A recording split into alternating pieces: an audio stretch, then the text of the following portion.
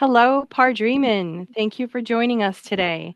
We're here with one of Circante's own gurus, Adam Ursel, and he's here to prove to us that it is possible to send a Pardot email with multiple line items. Take it away, Adam. Thanks, Pam.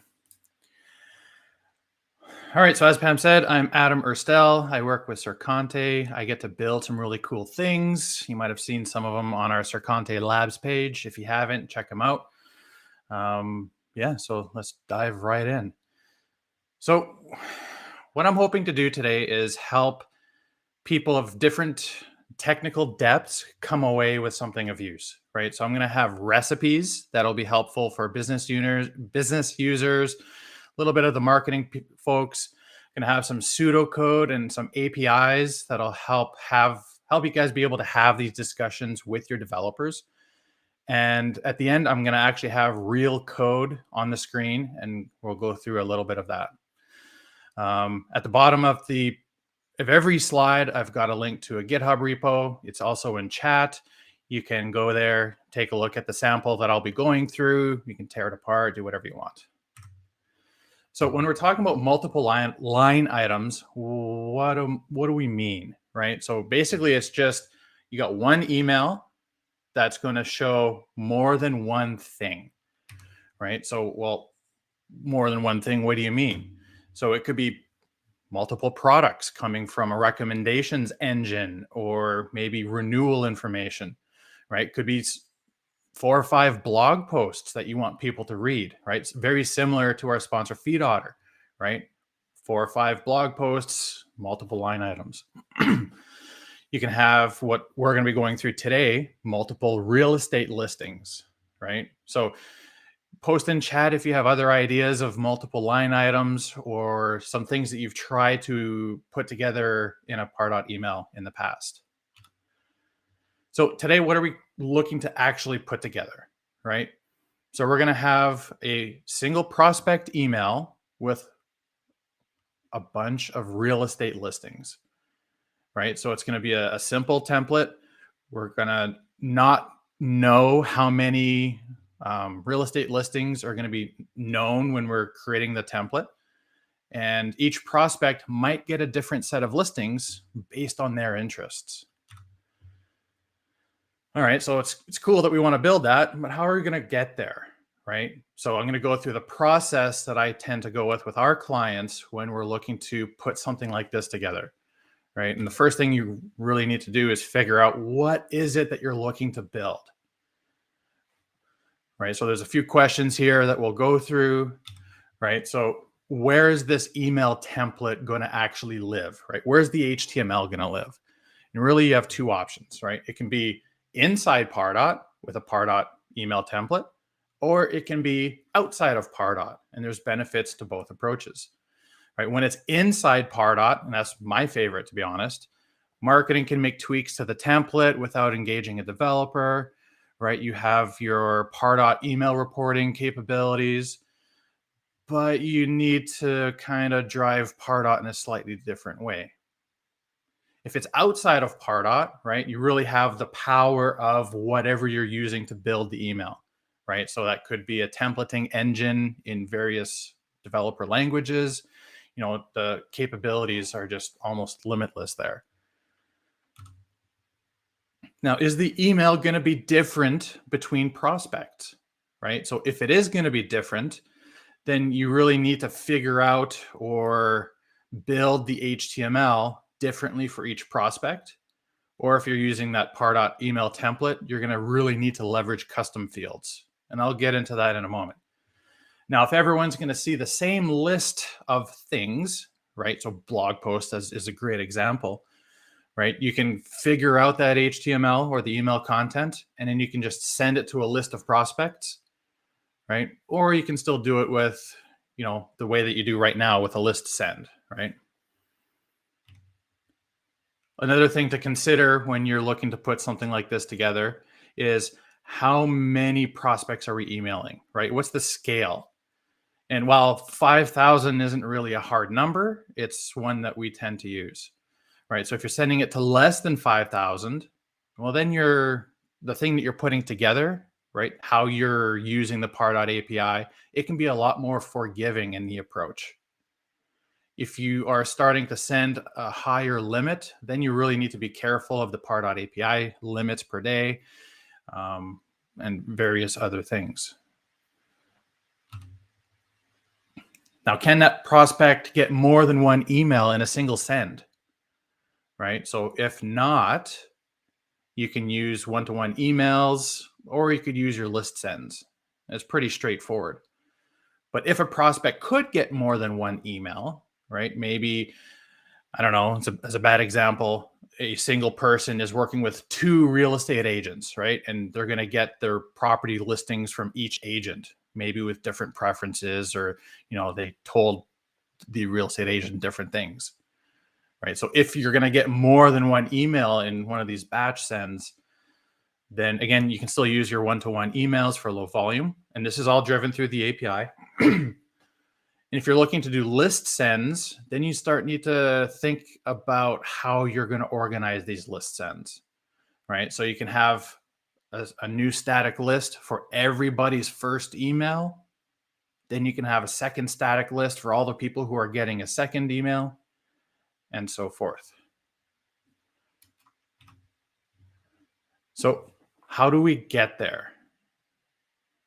So looking at our email template again, thinking about those discovery questions, we're going to have our template in Pardot, and I have an example where it's not. The email is going to be different for each prospect. We're going to be looking at 3 test prospects as part of this demo, right? We don't want to have something too crazy. And for our example, a prospect will not get more than 1 email in the send, since we only have 3. So now I'm going to start getting into the recipes, right? So we'll have the recipe, which will include pseudocode, right? And well, what is pseudocode? Really, it's just like human bullet points that represent what a developer would look to build.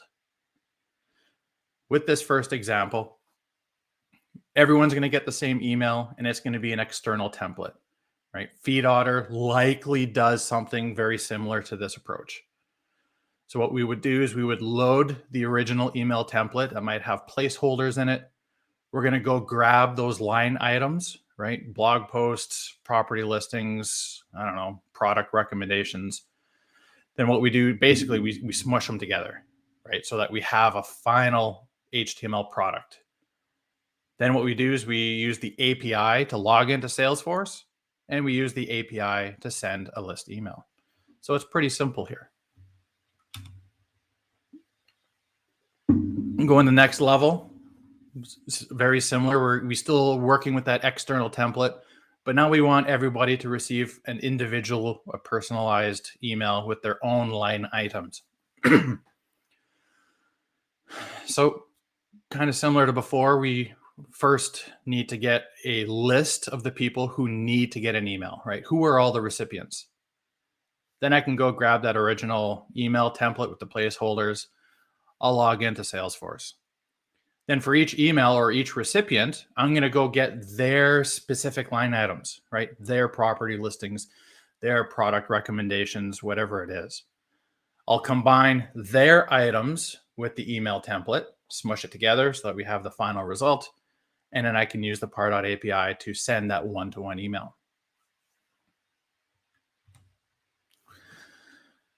Now, before we get into the recipes and pseudocode for actually sending all of this through a Pardot email template, and for those who are pretty familiar with Pardot, you can't really do this natively.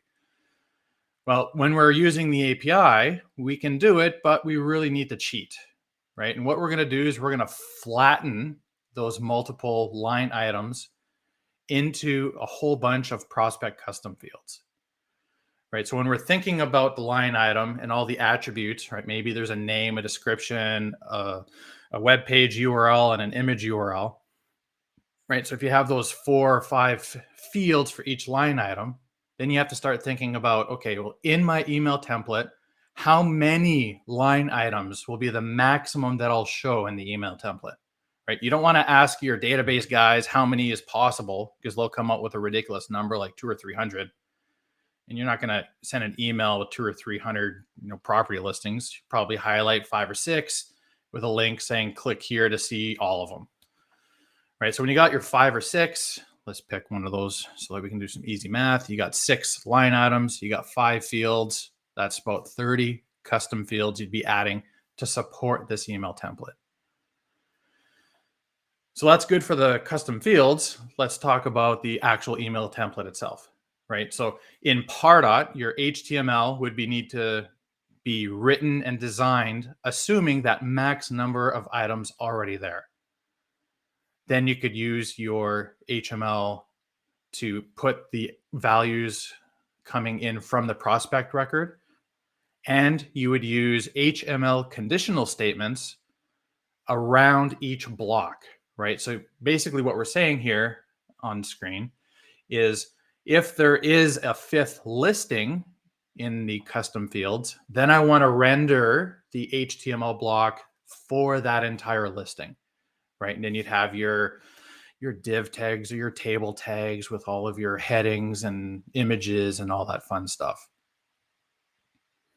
So again, your template needs to be designed and written supporting that maximum number of items, and you'd use your conditionals to control how much of that email actually gets presented or rendered to the user. So for the demo today, this is a listing of all the custom fields that I have built in my Pardot.org in order to support the demo, right? So you can see a pretty common pattern here. I've got a prefix that lists, what are these fields for? Then I've got, for each listing, I've got, what is it, seven fields, right? You got the price of the listing, number of bedrooms and bathrooms, square feet, etc. At the bottom of the first column, you'll see a couple of fields that aren't line item specific, right? So I'm actually going to have the count of the listings in the email template, as well as the agent name for a call to action. Going back to our recipes, now that we know that we need a whole bunch of custom fields in order to house all the right data, well, now we can start thinking about, well, what does that recipe look like, right? So similar to the previous one where we had an external template, here we have a Pardot template. We're still going to need to get that list of people who are receiving the email, right? Prospects, recipients, whatever you want to call them. Then for each person, we need to get the line items, right? Get the property listings, get the product recommendations, whatever it is. Then we need to actually calculate what all of those custom field values should be, right? So Dream in 2021, listing number 4, the price is $250,000. You need to do that for all of the line items for all of the fields. Once you have all of those field updates ready, then you can use the API to update the prospect, right? So now Pardot has all the values that you want. You'll use the API to send a one-to-one email. Then what I highly recommend is you use the API again to update the prospect, and you clear all those values out so that Pardot has a nice clean record, so that maybe next week when you're going to go send a new email, you don't have to worry about, well, last week I had 6 line items, but this week I only have 4. And what's going to happen to number 5 and 6? By clearing it all out, you don't have to worry about it for the next email send. Now, if you're starting to deal with larger numbers of emails that need to go out, you might need to use the Pardot batch update API. This one gets just a little bit more tricky, right? When you're looping through each person, instead of calling the API to update them, what you're doing is you're adding them to a batch. And the way I kind of describe this is, imagine a bucket of water, right? Once you start filling your bucket up, once it's full, then you can throw that bucket of water at Pardot saying, update all of these fields for 30 to 50 different people. And you can keep slowly filling up the bucket, emptying it until the puddle that you're trying to work through has dried up. Once all of the prospects have their values, then you can use the API to send the one-to-one emails. You can look to start calculating those empty custom field values. And then you can do that same batch approach to clear everything out after the fact.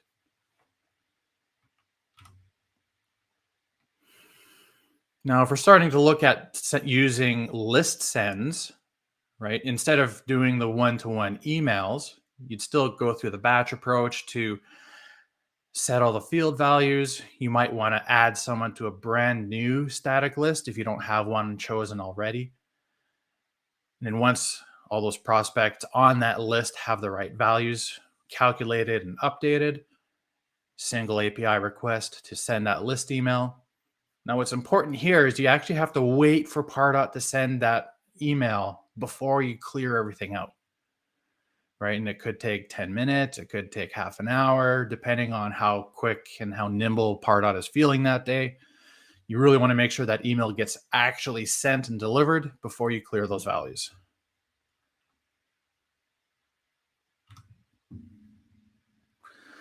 I've never had to use this recipe myself yet, but if you're starting to deal in the tens, hundreds of thousands of prospects, right, you could start to leverage the import API as opposed to the batch update. Again, I haven't really seen it needed to be used, but should you be in that massive volume of emails that need to be sent, this is an option for you.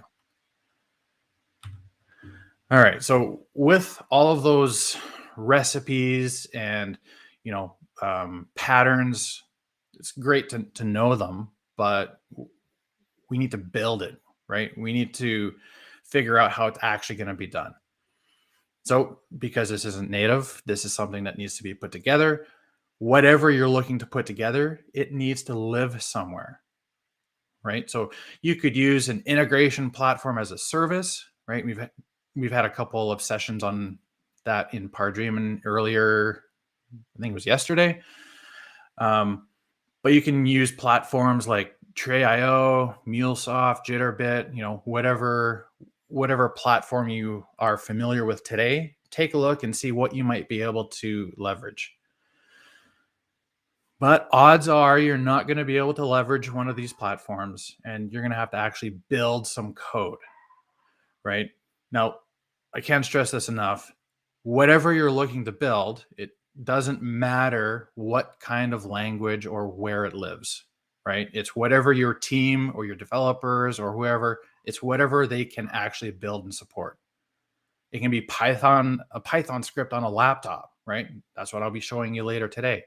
You could write Apex code in Salesforce. I wouldn't want to do it for this type of a solution, but you could. You could have your workflow in Tray.io, Java code on Heroku, right? Doesn't really matter. It needs to live somewhere so that it can run. Okay, so now we're at a demo time. So the code sample, as I mentioned at the beginning, it's available on GitHub. Go ahead, copy it down, clone it, whatever. The package that I have prepared, there's a few different scripts in it, right? So we have a script for creating and deleting the custom fields that support this demo, right? In the various environments, I was trying to practice this and develop it. I was getting really tired of creating 40x custom fields with each environment. So I made a script that made it very easy. So once the custom fields are there, I've got 3 email send scripts that we're going to go through in a minute. So the first one will send pre-rendered HTML directly to prospects. So that's an example of an external template that we're going to use and say, hey, Pardot, I've already figured out the HTML. Just please deliver this to Pam. The other 2 scripts are, again, more of my favorites, where we will update the prospect in Pardot. Then we'll tell Pardot to send the email with a template, and we've got the one-to-one, and we have a list send example. Now, because this demo sends emails, it only fully works in production, right? Pardot sandboxes and Pardot dev orgs don't actually send emails, but that doesn't mean you could or couldn't run this demo yourself in one of those environments, just to play with it and see how it's behaving. All right, so let's dive into a demo. All right, So the first thing I want to show in this demo is in order for any code to work with Pardot, you need to set up some sort of configuration, right? So in Salesforce, there's a bunch of different steps.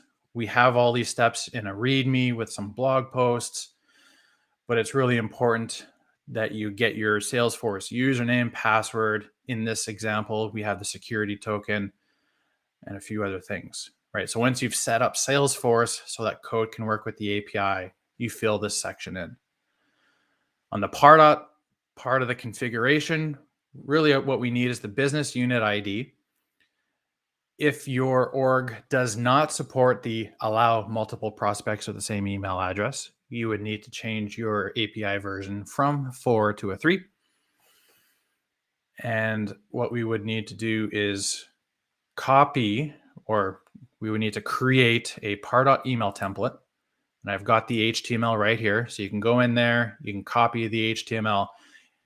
In Pardot, you would create a new email template, paste it in, fill in the other fields. And once you're good to go, you'd need that email template ID, right? So it's a 5 or 6 digit ID, and you'd paste it in here. We would also need some test campaign or something like that. So I've got all these values filled out in my actual configuration, which I'm going to try to not share on screen. And once that's done, the demo should be able to talk to your Pardot instance. So we're going to take a look at the first email script. So the approach that I'm taking here is, first thing we're going to do is we're going to read that configuration, that app.ini file that we just talked through. We're going to read all those values in. Then what we're going to do is we're going to connect to a data source or another API or something in your business that's going to say, these are the people that I want to send an email to, and these are the line items that I want to include. Right? For this demo, they're just hard-coded CSVs in this data directory. But in the real world, you'd be connecting to, again, one of your own databases or applications, recommendation service, recommendation engine, whatever. So now that we kind of know where all our data is coming from, we got our configuration, now we can actually get going. So the first thing we're going to do is we're going to log in to the Salesforce org. Then we're going to get our email template. And this script number 2 is using an external email template. So I've got the email in here, or sorry, I've got the HTML in this particular file, complete HTML template. So it loads in that template into the script. Then I get the recipients, right? So getting the recipients that need to get this weekly email. I loop through my recipients, right? For each recipient, I want to get the listings for that particular one. Now for this demo, we're just doing a random sampling of property listings. We're not actually, there's no intelligence there. Then what we do is we smash the listings or the line items with the external email template, and that gives us the complete HTML that we want to send. Now, because this is a demo, I get to cheat a little bit. I'm not doing the same thing for the text version, but you really would want to. So once we've got everything ready, we can say, hey, Pardot, I want you to send an email to a particular Pardot prospect. Right? So that's the URL that we're putting together. In the request data, this is where we need to provide the campaign ID. We need to provide that text content. Again, I'm cheating here. The name, the subject, who the email is coming from, and the HTML content. Right? So that's kind of the API payload that we're sending to Pardot, saying this is all the information, please go. Then we have our request headers, which basically say, yes, I'm allowed to talk to Pardot, and this is the business unit that I'm working with today. So this line 53 is where we are actually executing the API request to send the email. Then we'll check to see if it was successful or not. In the real world, yeah, you would do something a little bit more than just, debug statements. But again, demo cheating, it's awesome. And then the script has executed successfully. So I'm going to go ahead and actually run that script. So we can see here that we have 3 recipients. Shakti is getting 5 listings, Luminar is getting 5, and Zamwessel is getting 4 listings. So let's go take a look at my email. So Gmail kind of threaded the 2 people that are getting 5, but so let's take a look at Zams. So they get 4 listings, right? The call to action has Zam's real estate agent's name in it. We've got the listings with different values. That's cool. Let's delete it. So here we're looking at Shakti's email. He's got 5 listings. That's kind of cool. And Luminara has a different set of 5 listings. Awesome. So that's our first example. Let's take a look at our second script. Come on, let me resize you. All right. So similar to the previous script, we're getting our configuration. We're going to figure out where our data is coming from. We're going to loop through all of our recipients. So the difference here is we actually need to figure out the prospect fields that we need to calculate. So the first 2 at the top aren't line item specific, right? We wanted the count of the listings, for the subject line merge field. We wanted the agent name for the call to action. Now, for each listing, we need to figure out, what is the Pardot API field name for price for listing number 1. Once we've figured out that name, we can add the actual price for listing number 1 to the prospect for, Pardream in 2021 _ listing 1 _ price.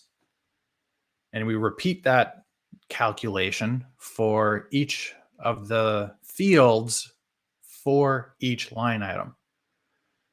So at the end of all of these field calculations, we'll have 42 or 44 custom fields ready to get updated. We're going to use the Pardot API to actually update the prospect. Now we can get ready to call that Pardot API request to send the one-to-one email again. So very similar for the URL. We want to send it to a specific prospect. What changes in this request is the request data is a lot simpler, right? Because we're telling it, hey, I want you to use an email template. I want to specify the campaign and the prospect ID. That's all that's needed, right? Because when you built the email template in Pardot, you provided all that other information. Who's it coming from? What's the subject? Blah, blah, blah. Like before, we have a line here to actually fire off that API request that we've spent all this time preparing. We check to see if it worked. And then afterwards, we will clear all those values out and do another API request to update the prospect. So let's run sample number 2.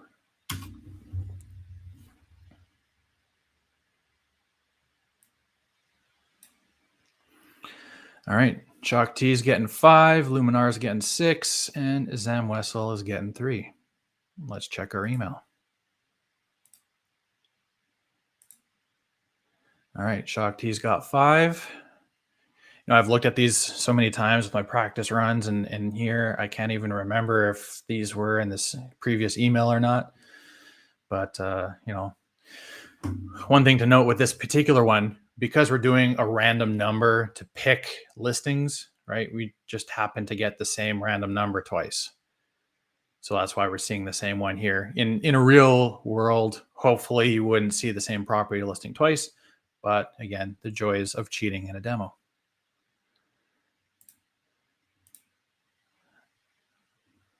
So who is this one for? This one's for Luminara. 6 listings. And I think you get the idea here.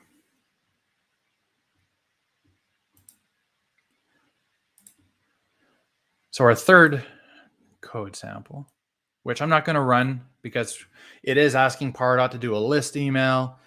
And, list emails can take 10, 20, 30 minutes. As much as I'd love to hang out with everyone for that time, I'm sure we all have more important things to do, other sessions to check out. So for this script, same as before, I'm getting my configuration, where the listings are coming from. I'm authenticating into Salesforce. What's different is before I start looping through my recipients, I'm going to get my batch ready, right? So basically what I'm doing is I'm getting my empty pail ready to start bringing on water. In a production scenario, or in a real scenario, you wouldn't have a batch size of 2, right? You'd start off at 50, right? I want to update 50 prospects at a time with a single API request. But because this is a demo, I've only got 3 people. I've greatly reduced that to 2, just so that we can kind of see, a full bucket being thrown and a half empty bucket being thrown. So now that our bucket has been built, so to speak, we can start looping through our recipients, right? So we're going to get the listings for each recipient.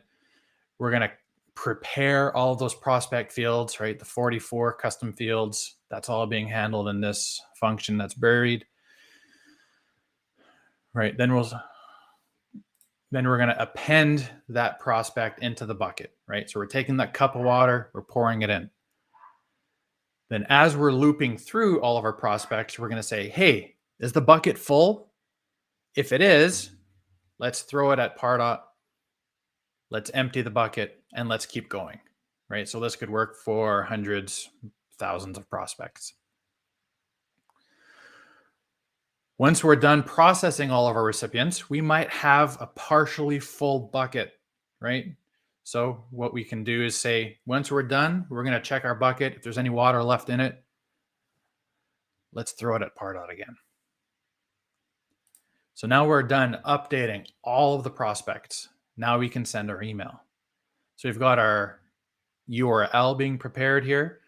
And what we're doing, you'll note there's no prospect ID in this email. Sorry, in this URL, right? And that's because we're using a list.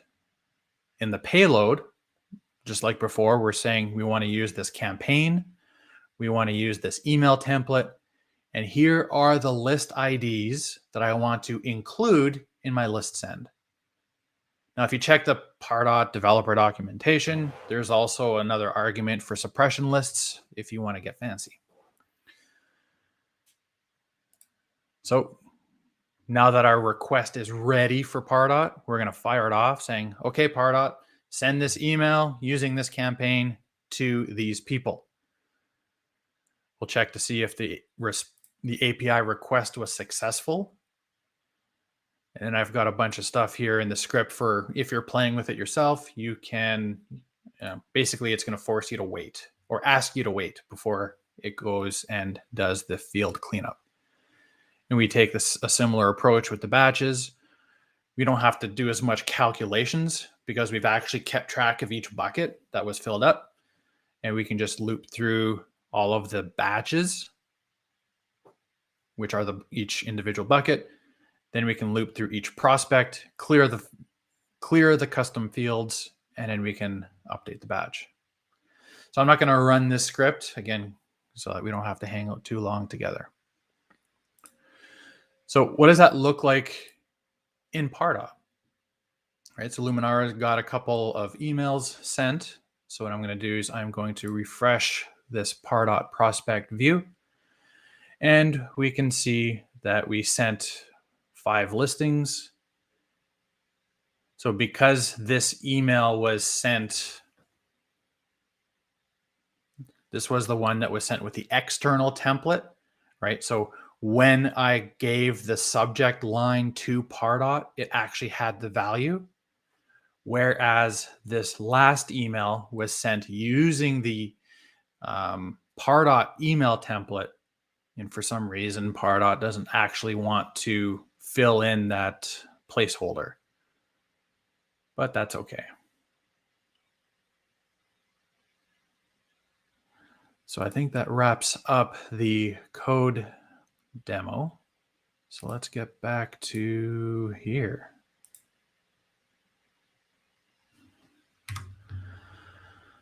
So I think we have a couple of minutes for Q&A. Pam, do we have anything in the Q&A? I think you literally blew everyone's minds with all of the details because they were not active in the chat. So I'm sure they're just processing all of that great information. Either that or I put them all to sleep. No, I doubt it. Come on, I anyone doubt in the chat? Anyone still awake? Still it. watching here? We still have people in the session, so we see you. Okay. So I But, want to thank everyone for showing up to this session, late on a Friday.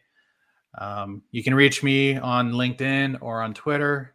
I tend to not post very much. So in the event that you choose to follow me, you're not going to get spammed with a whole bunch of garbage.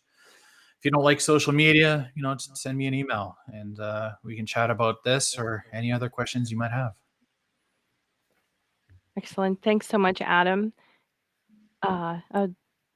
We've got some some comments coming in now. People are not asleep and they love the presentation. They're Oh, that's great. processing it all. So, and just a reminder to everybody, this is recorded, so you can come back and rewatch it for further detail absorption.